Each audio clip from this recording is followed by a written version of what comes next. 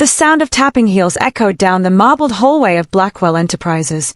Assistants scurried like bees, whispering about the boss's recent breakup and the upcoming gala, the one hosted by the woman who'd walked out of his penthouse and into his rival's arms. Adrian Blackwell didn't hear the gossip. He didn't need to. He could feel it in the way people avoided eye contact, the way meetings ended with awkward silences. The headlines hadn't helped. Vivienne Thorne and Nathan Crown, new power couple. Blackwell left in the dust. He stared out his office window, arms crossed over his tailored charcoal suit, the skyline glittering like shards of glass. A man like him didn't get dumped. He negotiated mergers, swallowed billion-dollar deals before breakfast, commanded respect with nothing more than a glance. But Vivienne, she'd blindsided him. He was still thinking about that damn gala. It was in 2 days. Vivienne had set the invitation like a knife to the ribs, personally embossed, signed in ink with a smug little postscript. I do hope you'll bring someone interesting. Adrian didn't want to bring someone. He wanted to bring the someone. Someone who would make Vivienne regret ever leaving. Someone who would make Nathan Crown smirk falter. He needed a fake date. A stunning one. Unpredictable. Dazzling. Someone who could play the game without falling apart. The universe, as it turned out, had a twisted sense of humor. 3 blocks away, Elena Rivers was alphabetizing romance novels at the Paper Lantern, the little bookstore where she worked 5 days a week and read 7. She wore thick glasses, a coffee-stained sweater, and a ponytail that defied all attempts at taming. Her love life was fictional. Her wardrobe was functional.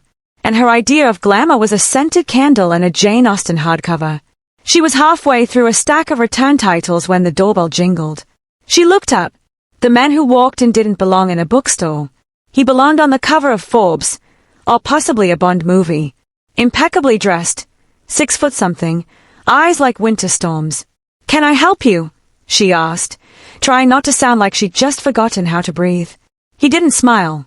I'm looking for Elena Rivers. That's me. Adrian stepped closer, scanning her face with the same cool efficiency he used when analyzing market trends. You came highly recommended. Her brows knit.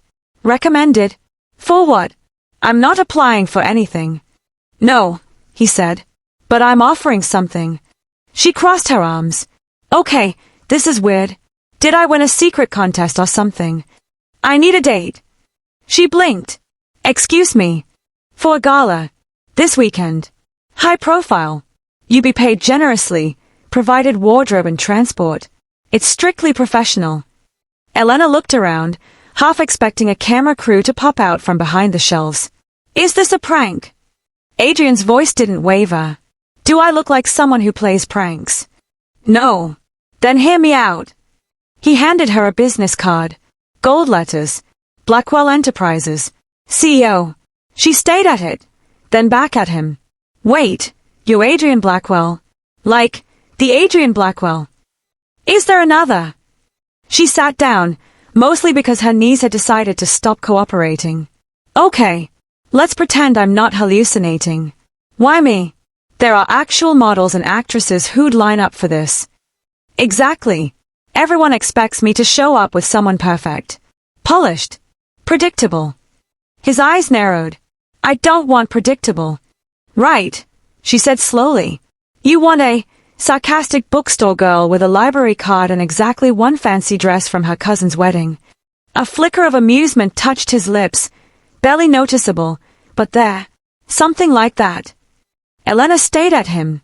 You do realize I'm not trained for this. I can't fake push. I don't even know which fork is which. I'll brief you. You just have to smile, speak when spoken to, and let them underestimate you.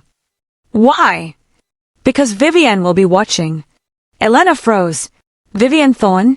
The fashion queen? She dated you. Until recently. And now she's dating. Nathan Crown. Your business rival. You've done your homework. I read a lot of gossip blogs. He nodded. Then you also know this gala is her charity's crowning event. She expects me to show up wounded. Alone. Elena leaned back, skeptical. So I'm what? A revenge accessory. Not revenge. A statement. That you've moved on. That she never mattered. Elena pursed her lips. Her gut told her this was a very bad idea. But her bank account told her it was rent week, and her sense of adventure whispered, why the hell not? All right, Mr. Blackwell. You've got yourself a fake date. He extended his hand. We'll do a trial dinner first. Tonight. 7 sharp. Driver will pick you up. She hesitated, then shook it. His grip was warm, firm, dangerous. Later that evening, Elena stood in front of her mirror in a borrowed cocktail dress from her roommate and shoes that pinched just a little. Her glasses were swapped for contacts, her hair straightened to something resembling elegance. When the black car pulled up to her curb, her heart tried to escape through her ribs. Adrian greeted her at the door, his gaze sweeping over her in a way that made her skin prickle. You clean up well, he said simply. You say that like I was a trash heap before. Just unexpected. She smirked. That's kind of my brand. Dinner was at a rooftop restaurant that probably required a background check just to enter. Waiters bowed. Wine was poured before she could blink. Adrian was polite, composed, occasionally amused, but mostly quiet.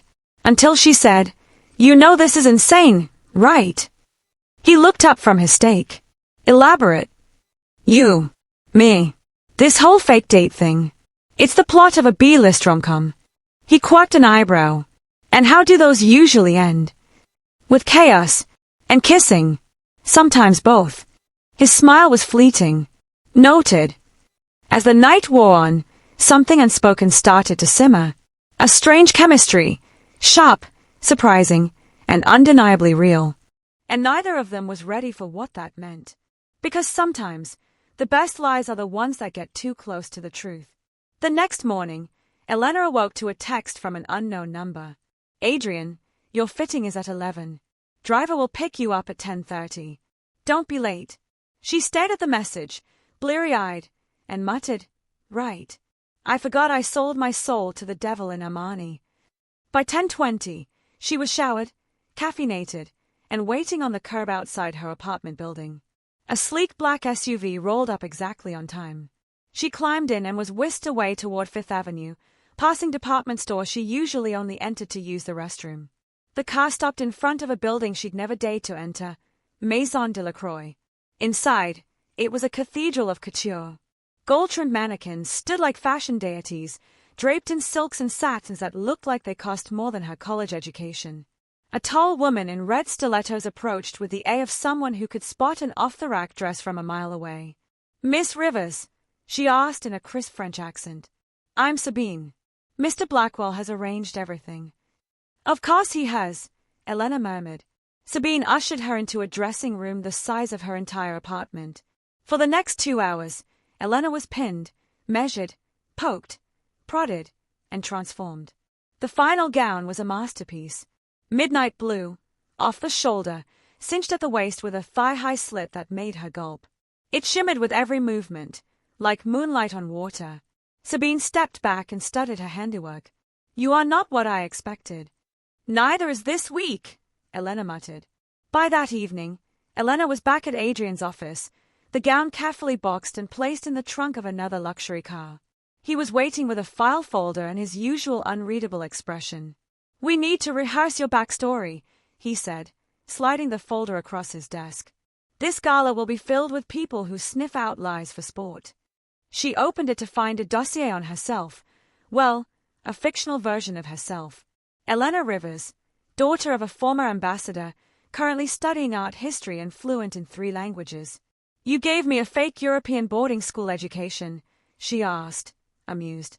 Less scrutiny. People tend not to question trust fund kids. She flipped through it.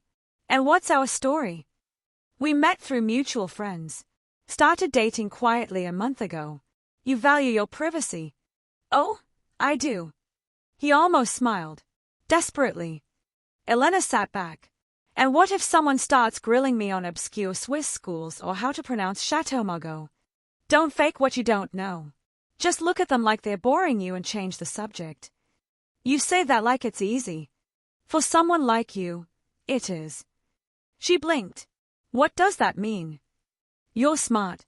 Observant. You play off people's expectations. He folded his hands. You're better suited to this game than most of the people actually playing it. She wasn't sure whether to thank him or punch him. The night of the gala arrived with a nervous flutter in Elena's stomach that no amount of mental pep talks could calm. The dress fit like it had been sewn onto her. Her hair was in soft waves, makeup subtle but stunning, thanks to the artist Adrian had sent to her apartment. She barely recognized herself in the mirror. The car pulled up to the grand steps of the Thorn Foundation's annual gala, a swirl of photographers, glittering gowns, and murmurs of wealth. Adrian stepped out first, regal and aloof in a black tuxedo, then offered her his hand. She took it, her palm warm against his cool confidence. And then they were walking, together, into the lion's den. The room stilled. Elena didn't need to guess who everyone was staring at. She felt the collective double-take. Whispers. Eyes widened. One reporter actually dropped her champagne flute. Adrian leaned toward her and murmured, "You're making quite an impression." "I'm going to throw up," she whispered back through a frozen smile. "No, you're not." She managed a practiced laugh just as they reached the first cluster of people. Socialites, CEOs, a few bored-looking as.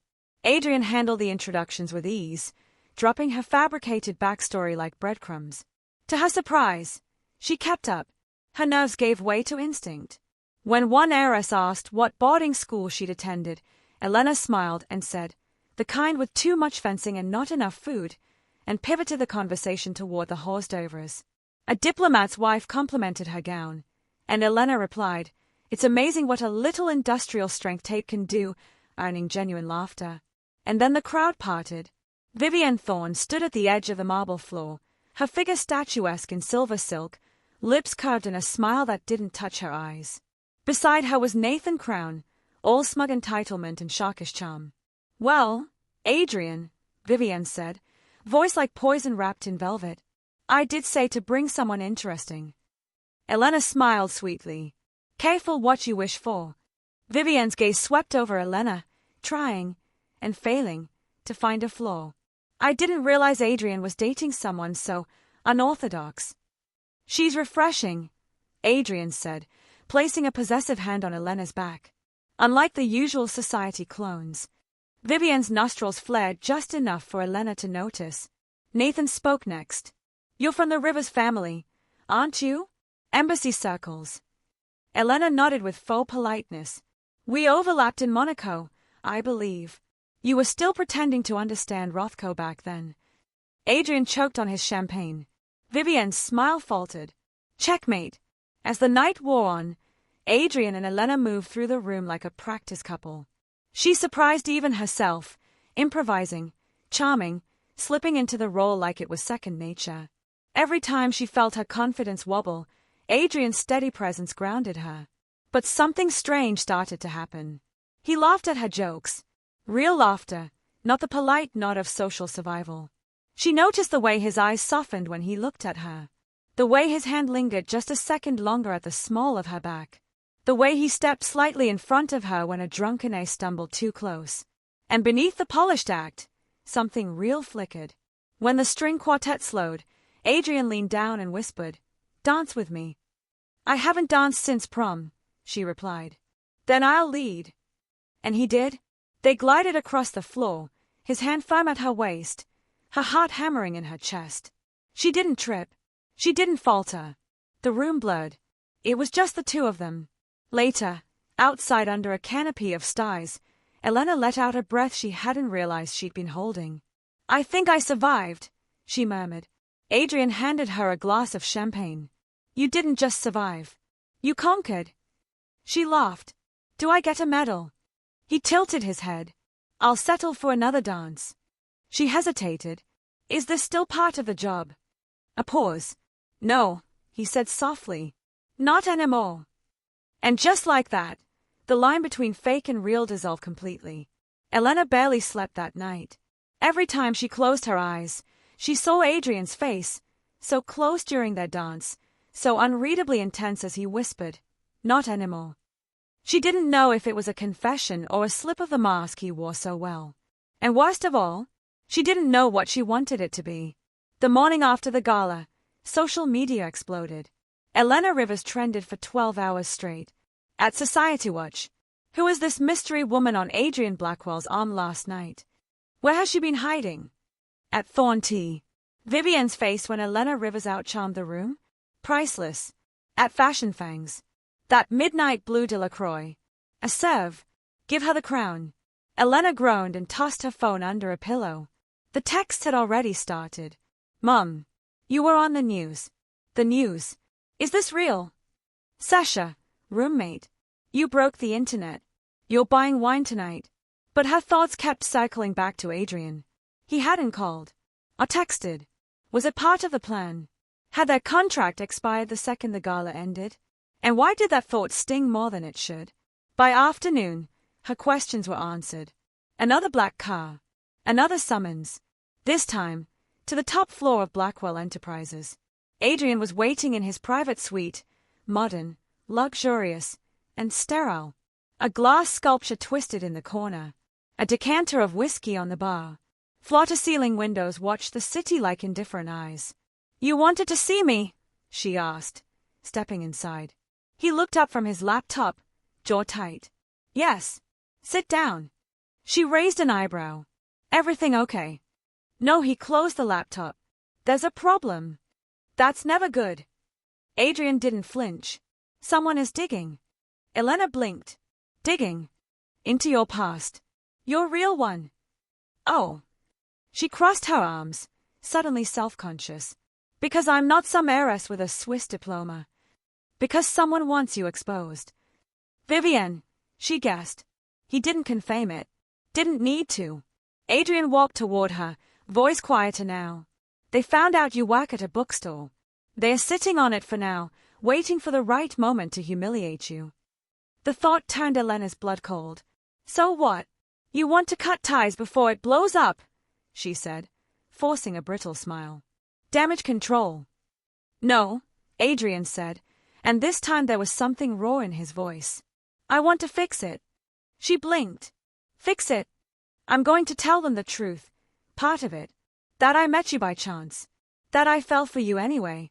That I asked you to pretend because I wasn't ready to admit it. You'd say that. To them. I'll take the fallout. Not you. Elena searched his face. For a lie. For manipulation. But what she found instead was something terrifying. Something true. She stepped back, shaken. This wasn't supposed to get complicated. I know. I was just a bookstore girl. You still are, he said. And I still can't stop thinking about you. The silence between them thickened. And then he said it, softly, like an apology. I'm not pretending anymore, Elena. They didn't kiss. Not yet. But something passed between them that was heavier than a kiss. Stronger. Like a vow waiting to be broken or fulfilled. The next day brought chaos. A leaked photo of Elena leaving her apartment in sweats and slippers. At T-Spill NY. Our gala goddess is actually a bookstore clerk. Scandal. At Vivian Vengeance. Some people play pretend. Others belong. Know the difference. By noon, her workplace was mobbed by reporters. Customers snapped photos. A few asked for autographs. One woman tried to pull her hair and shout wig. She hid in the back room, trembling. Her phone buzzed. Adrian. Get to the car. Now. She didn't ask where they were going. She just ran. He took her to a private estate outside the city. Trees. Silence. Peace. Inside, Elena paced the living room. This is insane. My face is everywhere. I'm a punchline in heels. Adrian sat on the edge of the couch, elbows on his knees. You're not. You don't get it, she snapped. I don't belong in your world. No one does, he said. They just pretend better. She looked at him, biting back tears. This was supposed to be fake. A distraction. Not this. Adrian stood slowly, like he was holding something in. You want me to say it was a mistake? She hesitated. Because I can't, he said. Meeting you was the first real thing I've felt in years. Elena's voice cracked. Then why does it hurt so much? Because it matters. He stepped closer. I've built my life on control. On never needing anyone. But you walked into a world designed to break people and made them fall in love with you. You're exaggerating. No. I've seen it. They wanted you to fail. You thrived. She blinked away tears. And now, I'm asking you to stop pretending this doesn't mean something. She looked up at him. I'm scared, she whispered. So am I. And then, finally, he kissed her. It wasn't polished or rehearsed.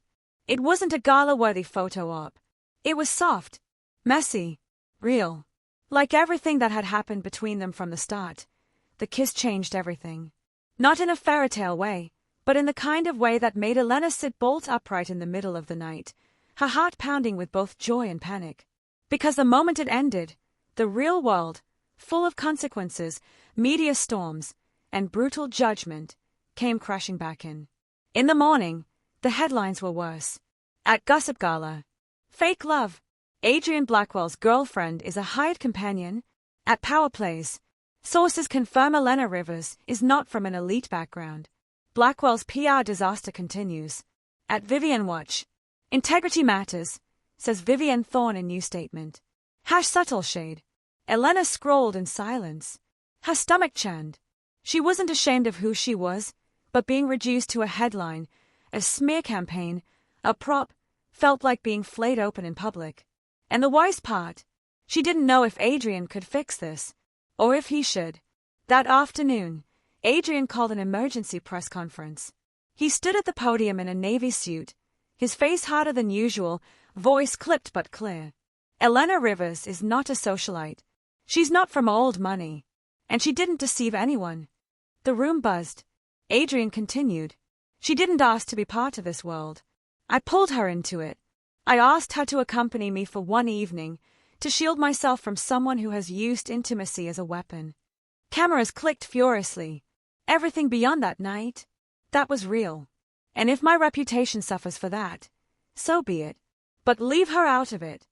The next words were quieter, but still picked up by the MIC. I've never met someone who makes me want to be better, who challenges me like she does. She doesn't need pedigree. She has character. And if you can't see that, then maybe it's this world that's the problem. Elena watched the broadcast from her apartment, tears in her eyes. He hadn't just offended her. He had chosen her.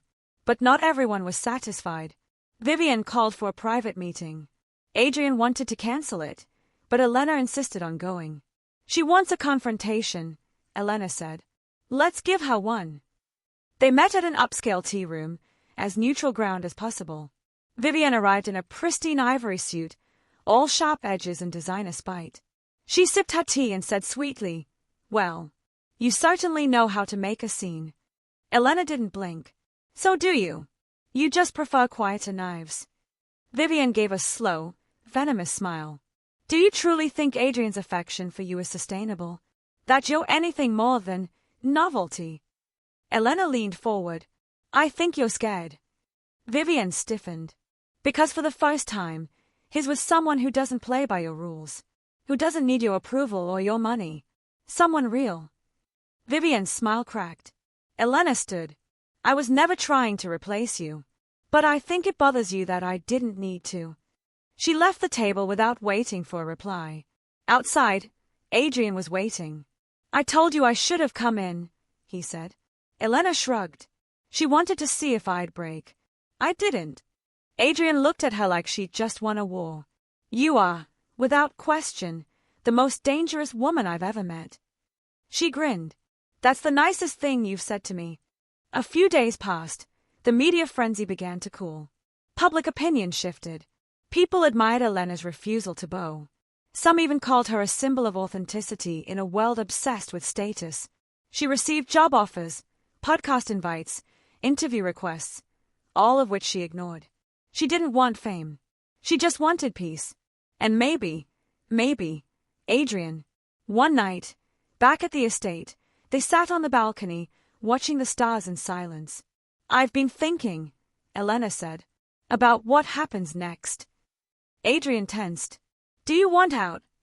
No, she said quickly. I want us, but on our terms. He looked at her, cautious hope flickering. Meaning? No more pretending. No contracts. No masks. Just, You and me. Messy. Honest. Real. He reached for her hand. I want that too. And also, she added, you owe me a real first date. He laughed. Full, unguarded, rare. You'll get the works. Candlelight. Wine. A pretentious waiter named Jean-Luc. She smiled. Perfect. He paused. Elena. Yeah. I think I'm falling in love with you. She didn't hesitate. Took you long enough. 3 weeks later, the storm had passed. Elena was no longer just the mystery girl or the fake date. She had become something else entirely, proof that grace under fire could outshine pedigree, and that love, when it was real, didn't need permission from the elite. She no longer trended. She no longer ran. She stood her ground. Back in her tiny bookstore, where it had all started, Elena was rearranging a new shipment of poetry books when the bell over the door jingled. She glanced up, and nearly dropped an entire box of rupee coins. Adrian Blackwell stood in the doorway, wearing jeans, a white shirt rolled at the sleeves, and a bouquet of sunflowers in his hand. Elena stared. Are you lost, sir? I'm looking for a very specific title, he said, stepping closer. She raised an eyebrow. Oh. It's called A Second Chance. She tried not to smile. Sounds sappy. I was told it's a bestseller. You're ridiculous. He held out the sunflowers. I missed you. Elena took them. Heart full. You saw me 2 days ago. That's too long. She bit her lip. You're dangerously close to being romantic. He smirked. Tell anyone, and I'll deny it. He stayed all afternoon, helping her restock, dust shelves, and quietly correct the alphabetized fiction section she never had time to fix. At one point, she looked up and caught him reading Wuthering Heights with furrowed brows. You're reading Bronte, she teased. I'm trying to understand why you keep calling me a brooding hero with unresolved trauma. Figured it out yet? He looked over the pages. I'm still less dramatic than Heathcliff. Debatable.